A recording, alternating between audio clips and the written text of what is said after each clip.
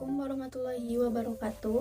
Perkenalkan, saya Indah Ramadhani dari program studi S1 Keperawatan kelas A. Pada kesempatan kali ini, saya akan memberikan pendidikan kesehatan melalui media elektronik berupa video edukasi tentang penanganan cedera akibat kecelakaan lalu lintas. Edukasi ini bertujuan agar kita semua bisa lebih memahami cara memberikan pertolongan pertama saat terjadi kecelakaan lalu lintas di jalan. Saya memilih media video ini karena lebih mudah dipahami, menarik, dan bisa ditonton kembali kapan saja. Yuk kita simak videonya.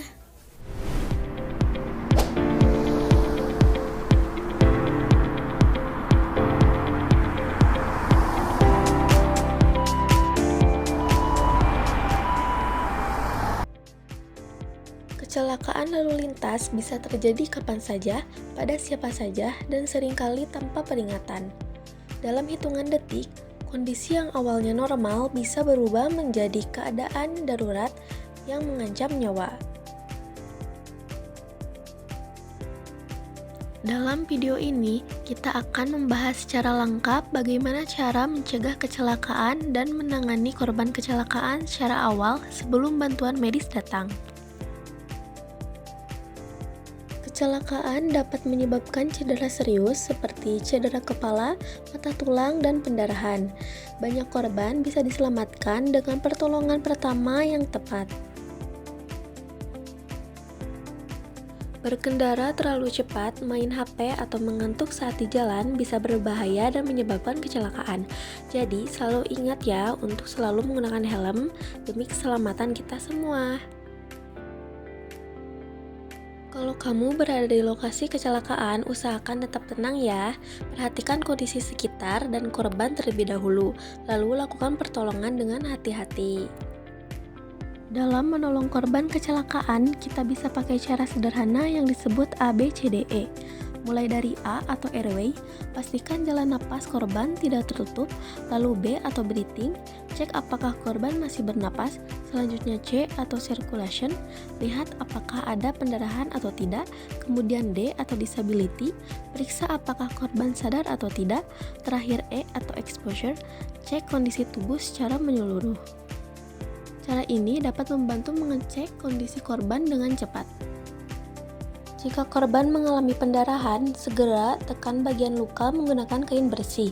Jika memungkinkan, posisikan bagian yang terluka lebih tinggi. Apabila darah masih keluar, tambahkan kain tanpa melepas yang sudah ada. Dan jangan lupa segera cari bantuan medis. Jika diduga patah tulang, jangan banyak menggerakkan bagian yang cedera. Gunakan benda lurus sebagai penyangga atau bidai dan ikat dengan lembut. Tujuannya agar tidak semakin parah. Dan jika korban tidak sadar tapi masih bernapas, posisikan tubuhnya miring agar jalan napas tetap aman. Lalu, pantau pernapasannya dan jangan beri makan atau minum. Namun, jika korban tidak bernapas, segera lakukan CPR dengan menekan dada di bagian tengah secara cepat dan teratur. Jika mampu, tambahkan bantuan napas. Tindakan ini bisa membantu menyelamatkan nyawa korban. Setelah itu, segera hubungi nomor darurat seperti 119 atau 112, sampaikan lokasi kejadian, jumlah korban, dan kode si korban. Semakin cepat bantuan datang, semakin besar peluang korban untuk selamat. Saat menolong korban, hindari beberapa kesalahan penting.